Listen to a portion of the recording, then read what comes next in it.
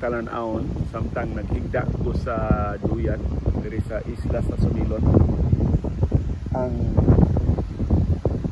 mananoy ang maninod na huli sa way punong pagpulo sa hangin sa tapya sa Baul sa kadagatan nga nagbuwang sa isla sa Sumilon ug sa mainland sa Subo.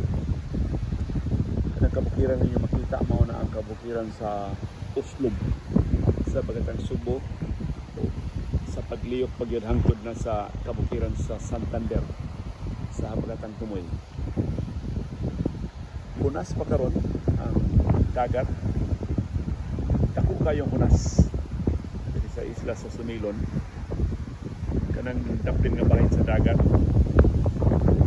punpun na kaganina makita nimo ang corals na pila ka buwan ang nilabay katapusan ng mga ani sa Sumilon atong Disyembre sa niaging tuig. Puno na sa isda kining dapita. Karon na laya na ang corals ug ang isda gikataw na palayo na gikan diri sa dinibahina sa Sumilon.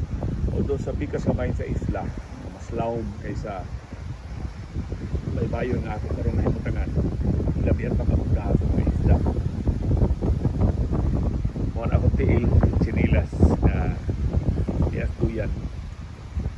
Mao ni ang labong kayong bakhaw diri sa isla sa Sumilon. Sa niaging bagyong Odette, mura nagwa maunsa ang bagyong ang isla sa Sumilon. Samtang nagusbat ang Metro Cebu, labi na ang syudad sa Lapu-Lapu, ang syudad sa Subo, o kasilngan ng mga dapit. Pero ang isla sa Sumilon, mura kway tatsa. Kay gawas nga siya maagi sa kinahusgan na labing bagis na hangin sa Odette.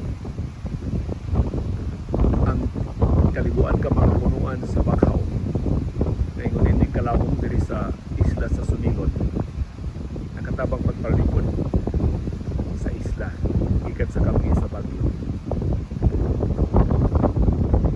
Mahimorgi kong maghigda tiwag adlaw samtang maminaw sa humi ini labong kayong kadahunan sa Sumilon pero rin nasa Golden Ring ng mga kinikalaya ng mga punuan sa Biatilis. Sa katiguangan diri sa Uslob atol sa diktadura ni Ferdinand Marcos Sr. kining isla sa Sumilon itamnan og mga ipil-ipil kay mao man to mga punuan sa kahoy sa panahon sa diktadura Marcos na gitanong sa tree planting program sa diktadura. Hinumdum man niadto na sa di pa magninyo i-require ang mga kasal na manunong og mga punuan sa kahoy. Kita nga nagpa-enroll sa eskwelahan matamnon sa mga punuan sa kahoy. So, the required number murag usa ka punuan sa kahoy kada buwan. So doon pa 12 ka punuan sa kahoy kada tuig. Katong hinumdum ako program programa sa diktadurang Marcos. And of course, kining mga punuan sa Biatilis o ipil-ipil mo ninihaw sa mga lumad-unta nga mga punuan sa kahoy sa Sumilon ato dekada 70 sa bahin sa dekada 80. Kini mga ipil-ipil mas hangol man ni sila og nutrients sa mga katiguangan ilog ni sa katambok sa o sa nutrients gikan sa yuta diri sa Sumilon umotong na puril na buo ang mga lumad-unta nga mga kahoy diri sa Sumilon. Pero nakasubakod sa mga ipil-ipil kini mga bakhaw piling labong. Doon na sa mga bakhaw nga bago lang nitubo sa kinauyukan sa kinapatungang nga bahin sa isla sa Sumilon. Kanindot sa huni no sa hangin nagisangga sa mga dahon sa kahoy, mga sanga sa kahoy ug sa dagat.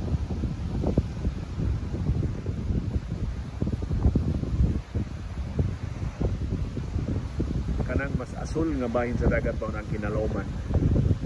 Bahin sa dagat ka nagbuwang diri sa isla sa Sumilon.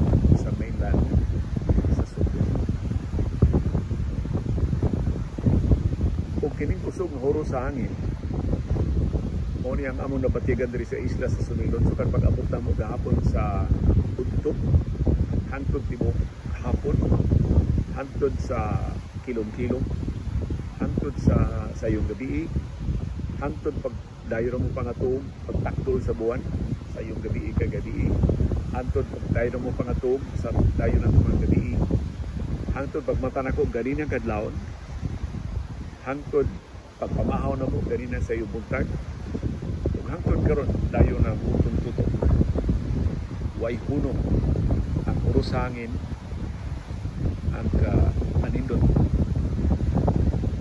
sa huni sa kinaiyahan diri sa isla sa Sumilon sa lungsod sa Oslob doon nas kinatunyan sa Habagatagso.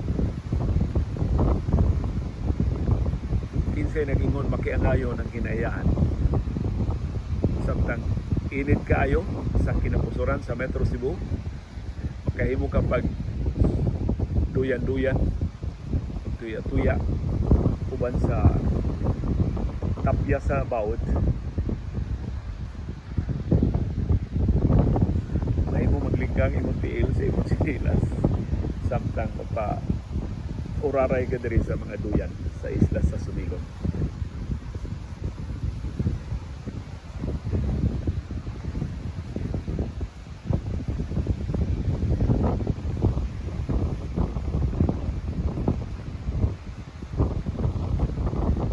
Sugyot ng mga iris ari ng Masko o pagtutuig sa Sumilon agdo na nga panahon pero kanindot sa pila lang ka adlaw o pila lang ka kauras diri sa isla sa Sumilon na mga day use ng mga turista day use diri sa Sumilon mao gid ang ilang mabatyagan. Ako rin mo ko ganahan magtapisaw sa dagat pero sila karon tuwa sa sandbar Sumilon o sa swimming pool sa Sumilon uban ang hike sa kalasangan sa Sumilon ako tungod sa kainog na itong Panginoon niyara gahin sa kong panahon pagbasa ang libro pag alinaw sa kinatibukan sa kinaiyahan katahog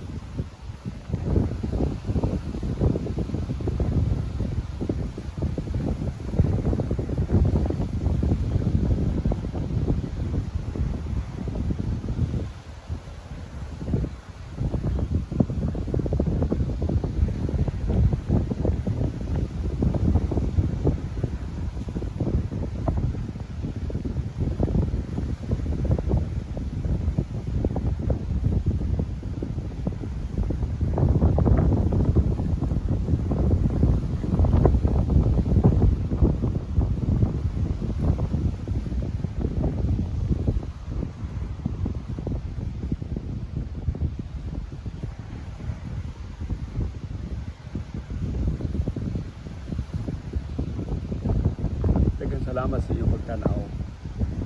Malipayong paningudto o maayong tugtong tutok ikan diri sa isla sa Sumilon.